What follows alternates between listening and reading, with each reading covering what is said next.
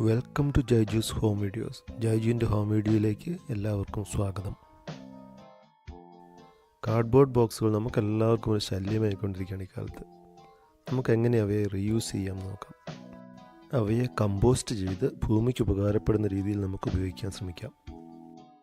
ലാമിനേഷനോ plastic കോട്ടിങ്ങോ ഇല്ലാത്ത ഏത് തരം കാർഡ്ബോർഡ് ബോക്സുകളും നമുക്ക് കമ്പോസ്റ്റ് ചെയ്യാൻ ഉപയോഗിക്കാം. ഈ കാണുന്ന തരം സാധാരണ കാർഡ്ബോർഡ് ബോക്സുകളാണ് കമ്പോസ്റ്റ് ചെയ്യാൻ ഉപയോഗിക്കുക. ഇത്തരം ബോക്സുകളിൽ എന്തെങ്കിലും സ്റ്റേപ്ലർ, പ്ലാസ്റ്റിക് ടേപ്പുകൾ എന്നിവയുണ്ടെങ്കിൽ നമുക്ക് ആദ്യം അവയെ ഒഴിവാക്കണം.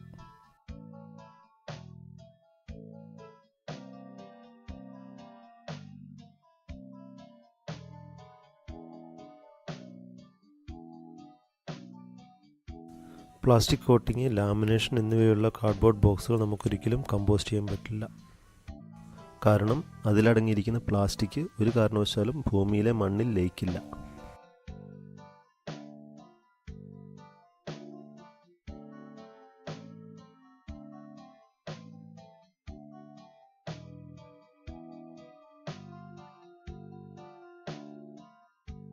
കമ്പോസ്റ്റിംഗ് പ്രോസസ്സ് ഏറ്റവും എളുപ്പത്തിൽ നടക്കാൻ വേണ്ടി ഈ കാർഡ്ബോർഡ് ബോക്സുകളെ നമുക്ക് ചെറിയ കഷ്ണങ്ങളാക്കി മുറിക്കാം.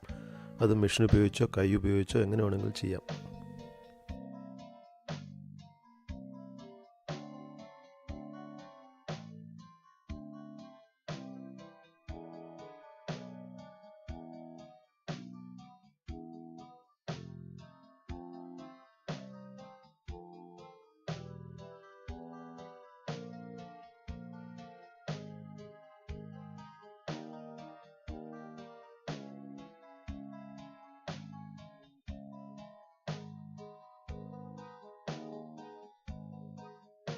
എൻ്റെ കയ്യിലുണ്ടായിരുന്ന 3 വലിയ കാർഡ്ബോർഡ് ബോക്സുകൾ ചെറിയ കഷ്ണങ്ങളാക്കി മുറിച്ചിട്ട് ഈ ഒരു ചെറിയ പെട്ടിക്കുള്ളിൽ ഒതുക്കിയിരിക്കുകയാണ്.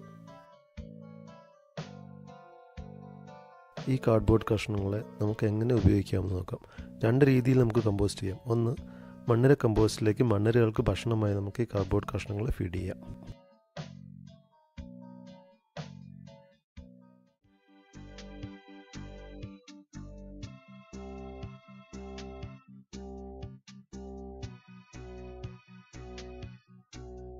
ഇവിടെ കാണുന്ന പോലെ മണ്ണിരകൾ ഈ കാർഡ്ബോർഡ് കഷ്ണങ്ങളെ ഭക്ഷണമാക്കി അവയെ നല്ല ഗുണമൂല്യമുള്ള കമ്പോസ്റ്റാക്കി മാറ്റുകയാണ്.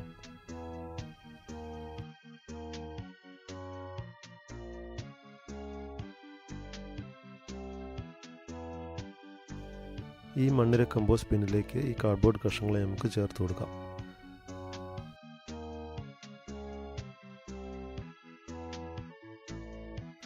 മണ്ണിര കമ്പോസ്റ്റിനെ പറ്റി കൂടുതൽ അറിയേണ്ടവർക്ക് എൻ്റെ തന്നെ ഒരു വീഡിയോ ഞാൻ യൂട്യൂബിൽ പബ്ലിഷ് ചെയ്തിട്ടുണ്ട്. വേം കമ്പോസ്റ്റിംഗ് എന്ന പേരിൽ അത് കാണാവുന്നതാണ്.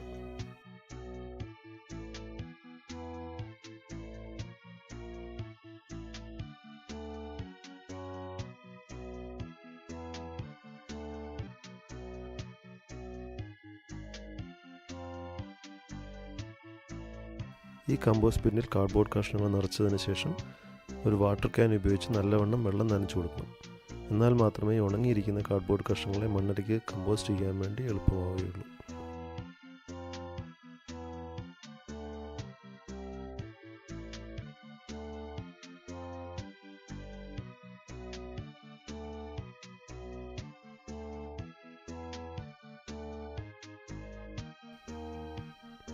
ഇനി രണ്ടാമത്തെ കമ്പോസ്റ്റിംഗ് എന്ന് പറയുന്നത് നമുക്ക് ഗാർഡൻ കമ്പോസ്റ്റ് ബിന്നിലേക്ക് ഈ കാർഡ്ബോർഡ് കഷ്ണങ്ങളെ നിറച്ചു കൊടുക്കാം.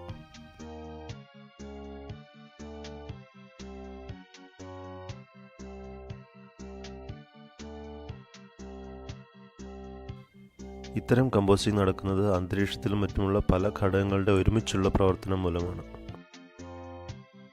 ഇനി പറയുന്നവയാണ് ഈ കമ്പോസ്റ്റ് ബിന്നിലെ പ്രവർത്തനത്തിന് ഉപയോഗിക്കുന്ന പ്രധാന ഘടകങ്ങൾ. ഒന്ന്, അതിൽ നമ്മൾ നിക്ഷേപിക്കുന്ന ബ്രൗൺ വേസ്റ്റ് എന്ന് പറയുന്ന കാർഡ്ബോർഡ്, ഉണക്കയിലകൾ, അങ്ങനെയുള്ള മാലിന്യങ്ങൾ. അതുകൂടാതെ ഗ്രീൻ വേസ്റ്റ് എന്ന് പറയപ്പെടുന്ന പച്ചിലകൾ, പച്ചക്കറികളുടെയും മറ്റും പീലിങ്സ് എന്നിവ പോലുള്ളവ.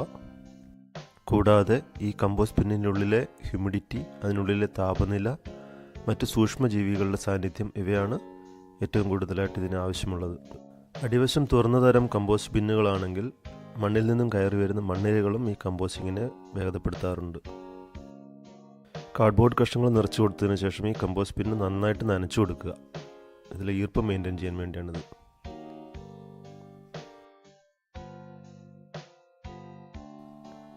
അതിനുശേഷം മുമ്പ് സൂചിപ്പിച്ചിരുന്ന പോലെ കുറച്ച് ഗ്രീൻ വേസ്റ്റ് കൂടി ഇതിലേക്ക് നമുക്ക് ആഡ് ചെയ്യാം. ഞാനിപ്പോൾ ഇവിടെ ചേർത്ത് കൊടുക്കുന്ന ഗ്രീൻ വേസ്റ്റ് എന്ന് പറയുന്നത് ഇപ്പോൾ വിളവെടുപ്പ് കഴിഞ്ഞ ഒരു കുമ്പളത്തിൻ്റെ വള്ളിയാണിത്. ഈ വള്ളികൾ ചെറിയ കഷ്ണങ്ങളാക്കി മുറിച്ചിട്ടാണ് ബിന്നിലേക്ക് ആഡ് ചെയ്യുന്നത്. ഗ്രീൻ വേസ്റ്റ് എന്ന് പറയുമ്പോൾ പച്ചപ്പുള്ള എന്ത് വേസ്റ്റുകളും നമുക്കിതിൽ ഉപയോഗിക്കാം. അതായത് പുല്ലിൻ്റെ ക്ലിപ്പിങ്സ്, പച്ചക്കറികളുടെ വേസ്റ്റുകൾ, അങ്ങനെ എന്ത് വേണമെങ്കിലും, പച്ചയായിട്ടുള്ള എന്ത് വേണമെങ്കിലും നമുക്ക് ആഡ് ചെയ്യാം.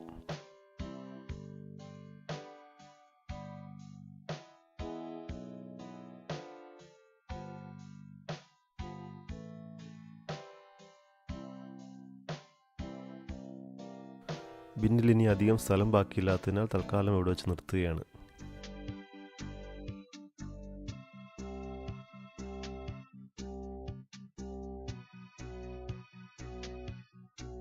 രണ്ട് ദിവസങ്ങൾക്ക് ശേഷം ഒന്ന് തുറന്നു നോക്കാം. 2 ദിവസം മുമ്പ് നിറച്ചുണ്ടായിരുന്ന ബിന്നിലത്തെ ലെവൽ ഒന്ന് താന്നിരിക്കുന്നത് നമുക്ക് കാണാം. ഇതൊന്ന് നന്നായിട്ട് ഇളക്കി കൊടുക്കണം.